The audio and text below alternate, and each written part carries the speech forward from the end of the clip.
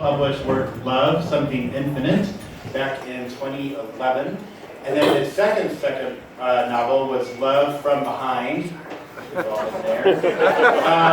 And followed a third, It's Fine. It's Fine. No time for moderation, everyone. And the third installment is Love Changes, which will be coming out. And he's a native of Chicago, Illinois, and considering to run for mayor. Welcome.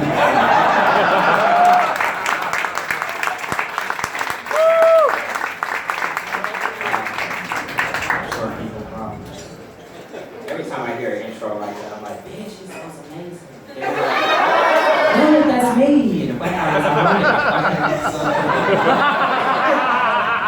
I'm the head of the story. So, my story begins as a 6-year-old boy who read fairy tales, mythology, and folklore from the Childcraft Encyclopedia set. I'm dating myself, but 78 was a great year. The Bible stories of Daniel were also a favorite as I was raised Christian, Baptist, if that makes a difference. And as a gay man in the making, you probably know where the story is going, but let's not jump ahead. I also read my uncle's unintended X-Men comics and a few other up-and-coming Marvel titles. But Aurora Monroe, the storm-bringing, wind-riding mistress of the elements, was and remains my spirit animal. Being a kid and being very visual, I was also big into cartoons. My fandom was, to borrow a phrase, huge, folks, huge. He-Man and She-Ra's secrets were fabulous. The trials of the Thundercats were amazing, and the steel-plated nerves of the Silverhawks were amazing. The Smurfs were the smurfiest, the Care Bear stare couldn't be beat. Rainbow Bright and My Little Pony chased the clouds away. The Transformers and GoBots were, well, to borrow another phrase, transformational. G.I. Joe, Scarlet, and Lady J were fierce. And Jerica Vincent, Jim and the Holograms were truly, truly, truly outrageous. Yeah, we know where this story is going, but let's not jump ahead. For the most part, it was animated and had a hot mega mix music track, something like a little She-Ra, She-Ra. I was there for it after school and all Saturday morning. I was an addict, Filmation, Hanna-Barbera, and Disney were my pushers. By the age of 10, I was so drawn to storytelling in all of its forms, but that wasn't enough. I always found a flaw. The heroes didn't do enough for me in those 22 minutes. The villains weren't cunning enough. So I found myself writing my own stories, but I didn't start with pen and paper. Instead, I was real weird.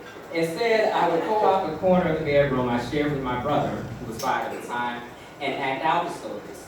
Not with posable action figures, nor the Thundercats Lair playset, or even the 2 intricate Lego castles. The latter weren't to be played with, despite how many times my brother got into my stuff. No, I played with random loose buttons and other shiny brown discarded bits of cultural plastic. I say weird. 2 or 3 buttons and my initially audible made-up voices breathe life into individual magical characters whose movements across the hardwood floors, my first storyboard, were holding my own and of course depended on my own hands, unlike their countless, often battery-operated Mattel counterparts. Yes, I was a queer kid, but let's not jump ahead. My family no doubt thought it odd, but never to my recollection made me feel weird about it. I guess it was just one of those things I outgrew as my exposure to books continued. So in time, I abandoned my less than conventional methods and began short 1 to 5 page scribbled rip-offs, fan fiction, with very basic storylines, a lot of action, very little dialogue or description, and crude Crayola colored pencil illustrations, all on college ruled paper, y'all remember that, which also served as front and back book covers. How were they bound? I'm glad somebody asked. I used everything from Elmer's glue and paste, and sometimes even resorted to 3 twist ties to fill in those 3 perfectly measured and machine-cut holes. Yes, the green things known hold everything together, including loaves of bread and trash bags. It was all very sophisticated, as you can imagine. Hold on to those stories, sugar, Grandma would repeatedly say. They're going to make us rich someday. I got that first part of the equation down as I just reviewed those childhood masterpieces in the garage this year. Still working on that making us rich part, Grandma, but look at me, getting ahead of the story again. While Grandma's repeated refrain had planted a seed, the idea of writing creatively as a profession wouldn't even break the surface of my consciousness for at least another 20 to 25 years. And yes, I dated myself again, but I look great to be almost 40, so I'm focused.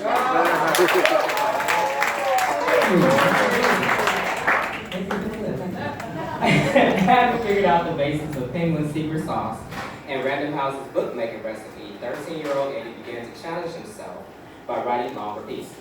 The result, a 100-some-odd page, space-age science fiction novel featuring the 9 planets of the Milky Way.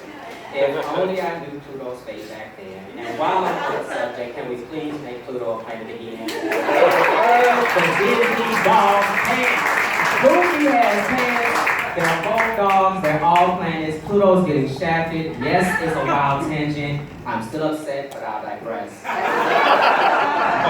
The handwritten story would be typed on a PC, which would subsequently crash, crushing my resolve, and the story be abandoned for a Fox Kids X-Men cartoon-inspired comic book series, another involved, don't tell anybody. Until a word-for-word retelling of the spacefaring adventure on a road trip during college inspired me to type it again. Yes, I can hold a mean grudge. See my aforementioned comments about Pluto. I'm still upset because it's Scorpio trait. Don't judge me, just cry for me.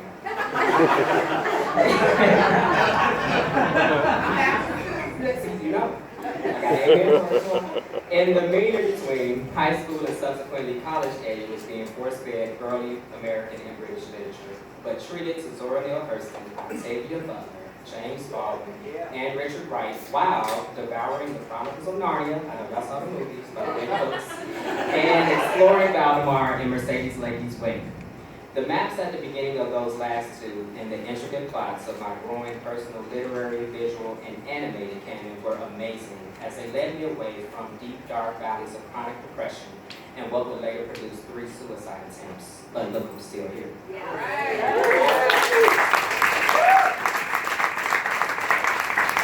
Reading, exposing myself to stories, and the act of writing evolved from a means of entertainment and distraction into healthy coping mechanisms and a means of examining a life that would later include an HIV-positive diagnosis, all from a safe distance. The conflicts, rising action, and resolutions in these stories have provided needed positive perspective in relation to my own ups and downs, including, but not limited to, a passionate 7-year roller coaster romance with a certain sexy saxophone soul serenade, the essential reconciliation of my sexuality and spirituality, and discovering that the long-lost love I have been searching from above and all around has first been recognized, embraced, and fortified from within.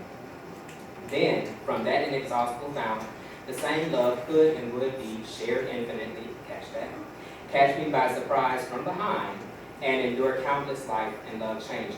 Plug, shameless plug, got them all in. The lifelong friendships forged with characters who would soon be joined by Reagan Tyler and Basil of the late great Elaine Harris's Invisible Life series, as well as Pookie and Little Bit from the best-selling author James Earl Hardy Jr.'s B-Boy Blues series, more than distracted from crippling internalized homophobia. They would usher Eddie Saran Pierce Jr. and a growing cast of characters into a self-affirming life, not only as a 3-time and counting self-published writer, but perhaps more importantly, they introduced me and the world to the occasionally loud, always black and proud, eternally God in Christ loved, same-gender loving, Rainbow Room Publishing, catch that plug in your right hand, gay as hell gold card member carrying, outspoken storyteller that I am today. Catch that plug in your left hand. Man, I would love to go on to regale you with tales of the hundreds of awards won, authors published, book adaptations filmed, countless lives enriched, the millions prophesied and made. I'm dying to amuse you with my overseas antics and international shenanigans. Haven't got over there yet, but I got my passport. I dream of spilling the tea with hot and steamy love stories about my third love / first husband / literal life partner. I can't wait to amuse you with gut-busting anecdotes about my first son, my Zion, and the heir of my empire. Or even just to amuse you to inspire you by having been honored for my 10th outspoken appearance. But I think you guys know the line by now. Say it with me, folks. That would be getting ahead of the story.